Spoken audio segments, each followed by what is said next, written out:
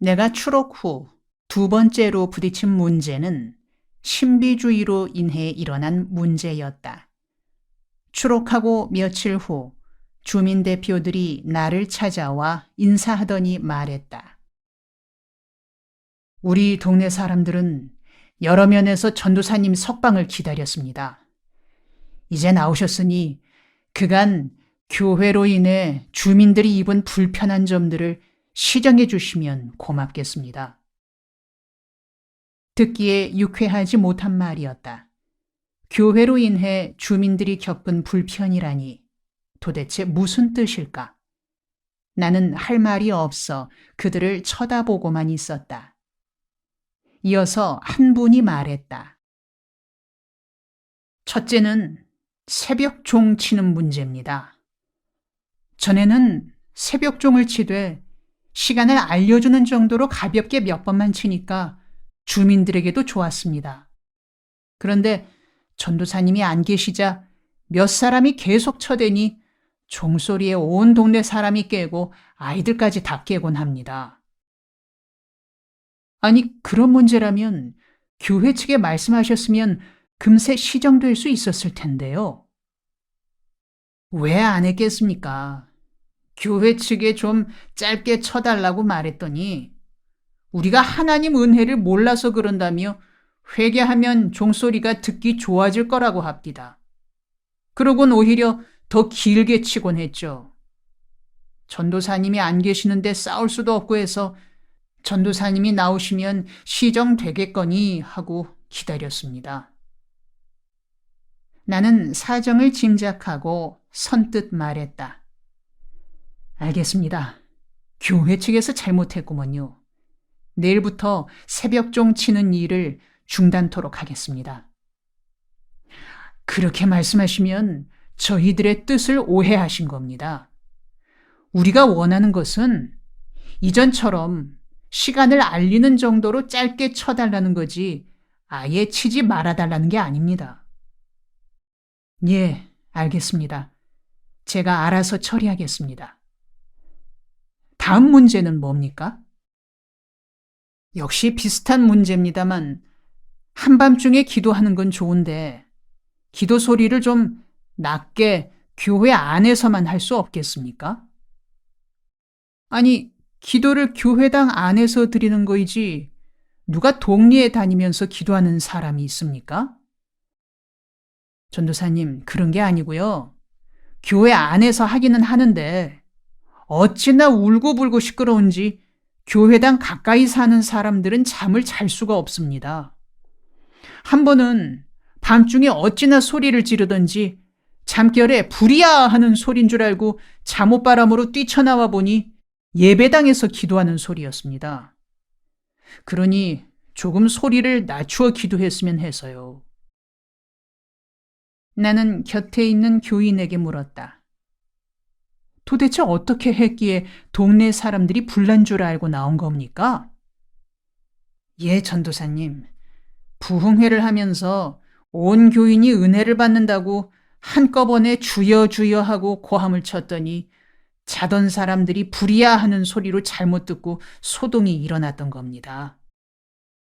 나는 우습기도 하고 미안하기도 해서 주민들에게 말했다. 제가 사정을 짐작은 하겠습니다. 여러분들도 이 점은 이해하시겠습니다만 제가 감옥에 있으니까 교인들이 저를 위해 기도한다고 하다 보니 정성이 지나쳐 다소 무리가 있었던 것 같습니다. 이제는 제가 나왔으니 여러분께 피해가 없도록 바로 잡겠습니다. 아무렴요. 전도사님만 나오시면 이전처럼 다 잘 될 거라고 우리도 참아왔습니다. 나는 다음 주일 예배 때 이 문제에 대해 교인들에게 말했다. 우리가 기도하는 것도 좋고 은혜 받는 것도 귀한데 주민들에게 피해를 주어서는 안 됩니다. 활빈교회는 창립 정신이 교회를 위한 주민이 아니라 주민을 위한 교회입니다. 교회가 주민들을 위해 있는 거지 주민들이 교회를 위해 있는 게 아닙니다.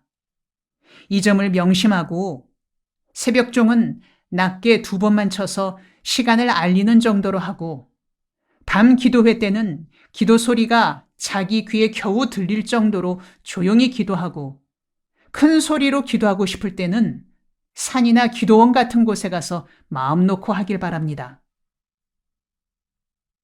그런데 예배 후 난 모르는 분이 앞으로 나오더니 방자는 기도실로 모여주세요 하고 광고를 했다.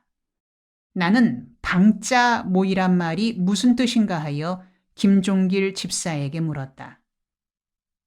김 집사님, 방금 모르는 분이 나와서 방자 모이라 했는데 도대체 무슨 말이에요? 예, 전도사님. 방자는 방언 은사 받은 사람들을 일컫는 말입니다. 방언하는 교인들은 따로 모이란 말이죠. 아니, 방언을 하면 하는 거이지 왜 따로 모입니까? 그건 따로 모일 성질이 아닌데요. 전도사님께서 낮 예배 시간에 그들에게 제재를 가했으니 대책을 세우려고 모이는 거겠죠. 아니, 내가 언제 제재를 가했죠? 방언 같은 은사는 교회에서 장려할 일이지 제재할 일이 아니죠. 그런 일로 따로 모일 턱이 있겠습니까? 집사님이 잘못 알았겠죠? 그러나 내가 감옥에 있던 13개월 동안에 교인들의 신앙의 질이 바뀌어 있었다. 지도자가 석방되게 해달라고 밤낮으로 기도드리다 보니 여러 가지 신비한 은사들을 체험하게 됐다. 그렇게 은사를 체험한 것까지는 좋았는데 그런 은사와 체험을 뒷받침할 말씀과 경건의 훈련이 부족한 채 신비 체험에만 몰두하다 보니 신앙생활의 균형이 무너졌다. 그럴 때 교회를 이끌어가는 지도자들이 말씀을 바탕으로 건전한 방향으로 이끌었어야 하는데 오히려 그런 흐름에 편승해 신비주의 일변도로 빠져버렸다. 그래서 방언 은사라도 받은 사람이라야 성령 받은 교인이고 방언 못하는 교인들은 거듭나지도 못한 교인인 것처럼 인식이 그릇되어 있었다. 대체로 빈민촌 주민들은 정서적으로 허점이 많다. 그래서 목회자가 그들의 신앙을 지도할 때는 균형 잡힌 인격으로 성숙하도록 하는 일에 관심을 기울여야 한다. 그런 균형 잡힌 인격의 성숙 없이 신비 체험에 몰두하게 되면 그 체험이 인격의 균형을 무너뜨리는 부작용을 낳게 된다. 신비주의에 대한 몰두는 빈민촌 주민들에게 아편구실을 하게 된다. 예를 들어 주민자활회의 폐품 수집부에 최 씨란 분이 있었다. 강원도 어느 탄광에서 일하다가 탄가루를 너무 많이 마셔 폐병을 얻은 직업병 환자였다. 증상이 심한 편은 아니어서 감옥 가기 전에 반년 남짓 치료에 힘써 회복기에 들어서고 있었다. 그랬던 그가 기도 중에 신비 체험을 하고 부흥회에 참석하여 성령 충만한 은혜를 받게 되었다. 그 뒤로 그는 약을 일절 먹지 않고 기도에만 전념하는 치우친 생활을 하게 됐다. 당연히 거의 나아가던 폐병이 악화되고 다시 병석에 눕게 됐다. 그런 사정을 듣고 추록 후 어느 날 그의 집을 방문했더니 부부가 나를 방에 들여놓지도 않았다. 이유인즉 방언 은사도 못 받고 성령도 충만하지 못한 육의 사람이란 것이었다. 자기 부부는 성령 받은 사람만 상대하지 세상적인 사람들은 상대하지 않는다고 했다. 전도사님은 인간적으로 가깝고 또 감사한 일도 많은 사이지만 영적으로는 성령 체험, 은사 체험이 없으니 상대할 수 없겠습니다. 하며 문을 닫아버렸다. 당혹스럽기 그지없는 일이었다. 나는 문 밖에 서서 닫힌 문에다 대고 병문안만 한 채 되돌아왔다. 예상치 못했던 일이었는지라 어떻게 해볼 도리가 없었다. 그래도 그가 걱정돼 약을 지어 그의 집을 다시 찾았다. 문 밖에서 인사하고 들어가도 되겠느냐고 했더니 무슨 일로 왔느냐고 물었다. 약을 지어 왔노라고 했더니 자기는 은혜와 기도로 병을 고치지 약 같은 세상적인 수단은 필요 없노라는 대답만 돌아왔다. 나는 간곡히 권했다. 최 집사님, 은혜로 병을 고치는 건 당연한 말입니다. 허나 약을 먹으면서 은혜를 구하는 게지 약을 끊고 은혜만 구하는 짓은 바르지 못한 생각입니다. 약도 하나님이 내셨다는 걸 아셔야 합니다. 지난번에 약을 잡수셔서 거의 회복되지 않았습니까? 그런데 약을 끊은 뒤로 상태가 몹시 나빠진 것 같군요. 지금이라도 다시 약을 먹으면서 은혜로 완치되도록 같이 기도드립시다.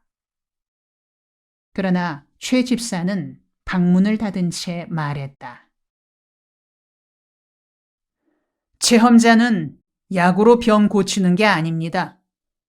조용기 목사님도 약을 끊고 성령의 불체험으로 폐병이 나은 겁니다.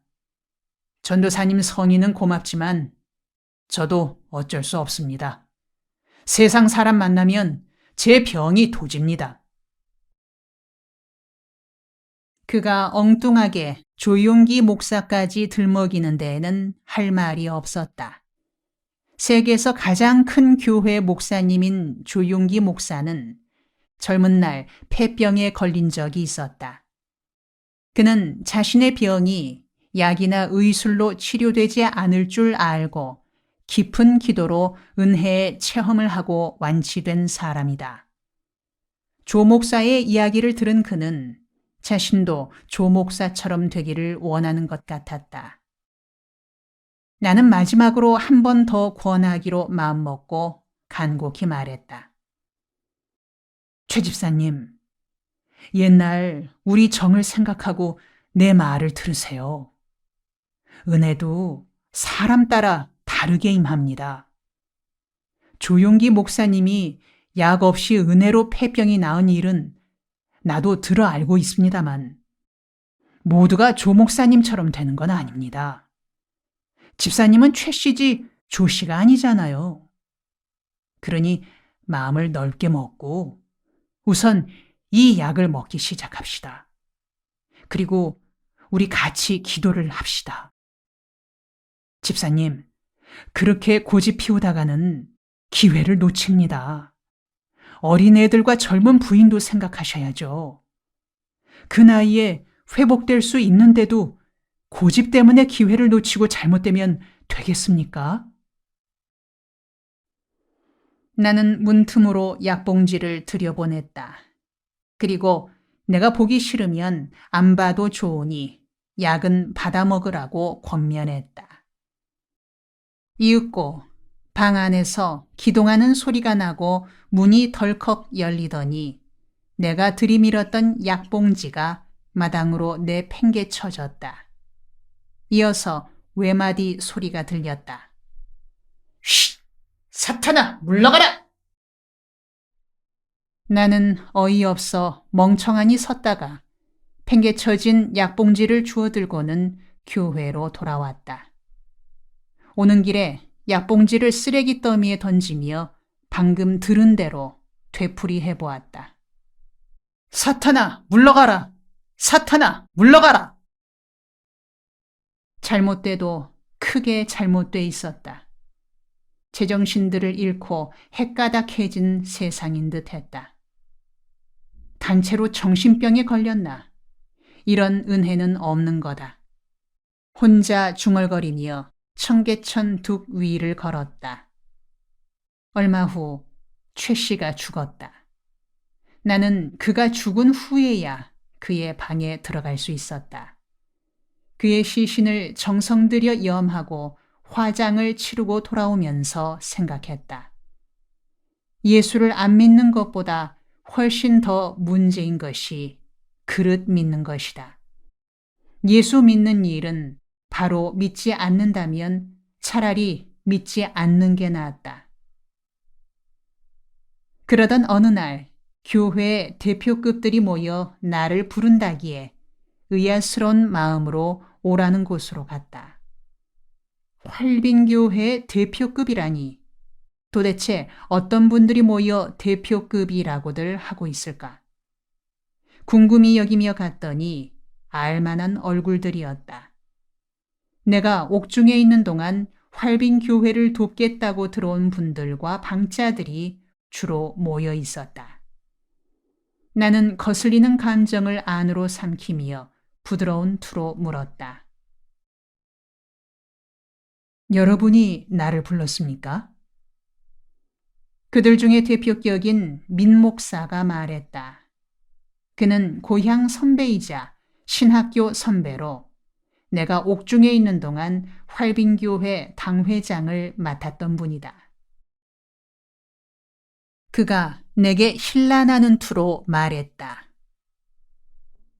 우리들은 김 전도사님께서 옥중에 있는 동안 활빈교회를 지켜온 사람들입니다. 솔직히 말해 김 전도사가 석방된 뒤로 하는 처사에 우리는 실망이 큽니다. 그래서 오늘 이 자리에 활빈교회 대표급들이 모여 의논한 결과 전도사님께서 활빈교회를 사임하시든지 아니면 그동안 고생한 우리 의견을 존중하든지 둘 중 하나를 택해달라는 뜻에서 이렇게 모였습니다.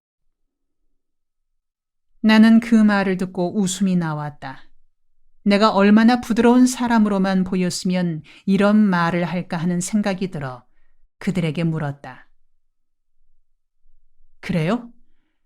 여러분 의견이 그러시다면 내가 사임하고 안 하고는 뒤로 미루고 여러분 의견이 뭔지나 먼저 들읍시다. 내가 존중해 드려야 할 여러분 의견이란 게 뭐죠? 역시 민 목사가 답했다. 여러 가지가 많지만 그 중에서 몇 가지만 꼽겠어요. 첫째로 영적 은사를 거스르는 일을 그만둘 것. 둘째, 그동안 수고한 사람들을 다 자르고 독단적으로 일 처리하는 일을 고칠 것. 셋째, 빈민을 정치에 이용하여 개인의 정치적 야심을 꾀하는 일. 넷째, 옛날과는 달리 돈을 낭비하고 다니는 일. 다섯째, NCC, 즉 한국기독교교회협의회와의 싸움을 중단시킬 일. 이런 일들을 시정하라는 것이 우리의 의견입니다. 나는 그 의견이란 것들이 너무나 요란스러워 할 말이 없었다. 무엇이라 해야 할지 할 말을 모르겠노라고 했더니 민 목사가 나를 다그쳤다. 김 전도사께서 할 말이 없다는 건 우리 의견을 받아들일 의사가 없다는 것처럼 들리는데요. 그의 기세가 등등하기에 나는 안 입고 온 생각이 들어 그에게 물었다. 내가 여러분들 의견을 받아들이지 않으면 무슨 일이 벌어지는 거죠? 그야 활빈교회를 사임하겠다는 뜻으로 받아들이고 교인들에게 그렇게 알리는 거죠. 김 전도사의 지금 태도로는 활빈교회 사임이 분명하니 다음 예배 시에 교인들에게 그렇게 발표하겠습니다. 그래요? 그렇다면 이 자리에서 결정할 게 아니라 교인들이 모두 모인 자리에서 전체 의견을 들어봅시다. 나는 민주주의를 좋아해서 민주주의 하자고 했다가 징역까지 갔던 사람이니 이런 경우도 민주주의식으로 해봅시다. 그렇게 말하고 그 자리를 물러난 후 다음 주일 예배가 끝난 다음 교인들에게 물었다. 활빈교회 주인이 되시는 성도 여러분, 지금부터 제가 하는 말을 잘 듣고 여러분이 결정해야 할 일이 있습니다. 다름 아니라 여러분들께서 제가 없는 동안에 교회를 잘 지켜주셔서 이제 교회가 이만큼 자라게 되었습니다. 참으로 감사한 일입니다. 그런데 이 즈음에 성도님 중에서 이제는 이 교회에 김진홍 전도사가 없어도 되겠다는 의견을 지닌 분들이 많으신 것 같기에 제가 이 자리에서 한번 확인을 하겠습니다. 제가 떠나도 된다는 처사가 여러분의 공통된 의견이시라면 저는 기쁜 마음으로 떠나겠습니다. 또 다른 판자촌으로 옮겨가 다시 개척 선교를 하겠습니다. 여러분은 터놓고 말씀해 주십시오. 말이 끝나기가 무섭게 신속히 반응이 나타났다. 넉마주의를 같이 하던 동료들이 불끈불끈 일어서며 말했다. 그게 뭔 소리야? 어떤 놈이 전도사께 그런 소리를 짓거렸냐? 요사이 보자 하니 별 시럽에 같은 잡종들이 모여 까부는데 이제부터는 이 어르신께서 가만 안 둔다는 걸 알아. 언 놈이냐? 뒷전에서 쏙닥거리지들 말고 지금 나서라. 대갈통을 까부셔 삐르끼다. 이렇게 서슬이 시퍼렇게 설쳐대니 자칭 대표급들이 슬금슬금 흩어져 버렸다. 다음 날이 되자 이런 소문이 주민들에게까지 알려지게 되었다. 이번에는 주민들이 열을 받아 교회로 모여들었다. 교회에 이상스런 종자들이 있다면서? 전도사님을 해코지 하려는 종자들은 달구지를 분질러 내야 돼요. 주민들까지 그렇게 나오니 민 목사는 보퉁이를 챙겨 슬며시 동네에서 사라졌다. 다른 대표자들도 조용해졌다. 그런 일이 있은 지 얼마 후 방언파들이 내게 말했다. 전도사님, 우리는 따로 예배를 드리기로 했으니 우리 요구 조건을 들어주세요. 아니에요. 그럴 거 없습니다. 세월이 약이라고 기다리세요. 얼마간 세월이 지나면 다 이해가 되고 응어리가 풀릴 겁니다. 여러분, 지난 세월들을 돌이켜 생각해 보세요. 우리가 어디 헤어져도 될 사이입니까? 그러나 그들은 막무가내로 따로 나가게 했으니 자신들의 요구 조건을 들어달라고 했다. 참. 정 그러시다면 그 요구 조건이란 것들이 도대체 뭡니까? 예, 답심리에 있는 제2활빈교회 건물을 우리들에게 줄 것과 오르간과 메가폰, 그 외 우리가 점 찍는 교회 비품들을 주세요. 나는 그들이 내건 요구 조건에 웃음이 났다. 그들의 순진성을 보여주는 것이라 여겨졌다. 나는 흔쾌히 말해주었다. 예, 좋습니다. 한 가지 이외에는 다 드릴 수 있습니다. 활빈교회에서 여러분이 살림나는 데 필요하다고 생각되는 것들이 있으시면 무엇이든 다 챙겨 가세요. 그리고 절대로 싸우고 나갈 생각은 마세요. 웃으면서 헤어져야 세월이 지난 후에 다시 돌아올 수 있는 겁니다. 그렇게 시원스럽게 가져가라니 고맙네요.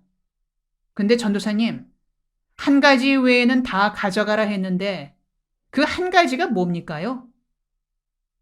그건 활빈교회라는 교회 이름입니다. 다른 건 다 가져가도 좋은데 활빈교회라는 이름만은 절대로 가져갈 수 없습니다. 아이고, 우습기도 해라. 활빈. 말만 들어도 진절머리 나는 이름인데 그딴 이름을 왜 가져가요? 저도 안 가져가요. 그렇게 해서 신령파, 방언파들이 분가해 떠나니 이른바 대표급들도 흩어지게 됐다. 활빈 교회는 본 모습을 되찾게 됐다.